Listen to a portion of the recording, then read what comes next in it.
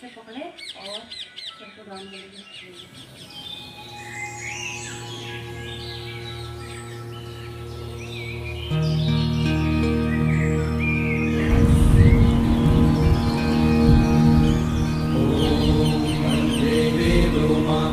सुरगुरुं वन्दे जगत्कारणं वन्दे पन्नगभूषणं मृगधरं वन्दे पशूनां पतिं वन्दे सूर्यशशाङ्कवलिनयनं वन्दे मुकुन्दप्रियं वन्दे भक्तजनाश्रयं च वरदं वन्दे शिवं शङ्करम् ॐ मृत्युञ्जयाय रुद्राय नीलकण्ठाय शम्भवे अमृतेशाय शर्वाय महादेवाय ते नमः।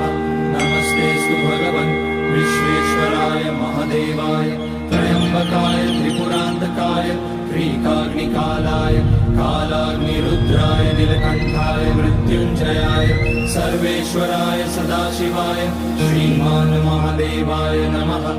ॐ नमः शम्भवाय च मयोपवाय च नमः शङ्कराय च मयस्कराय च नमः शिवाय च शिवतराय च। ॐ त्र्यम्बकं यजामहे सुगन्धिं पुष्टिवर्धनम् उर्वारुकमिव बन्धनान् मृत्योर्मुक्ष्यमामृतात्।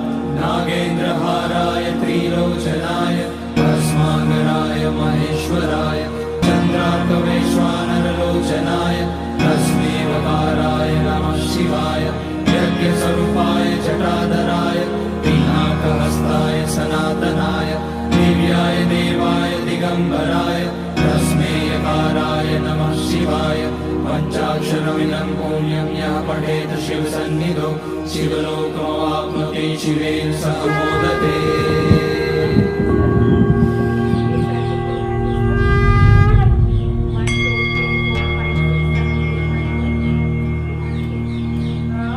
One, two, three.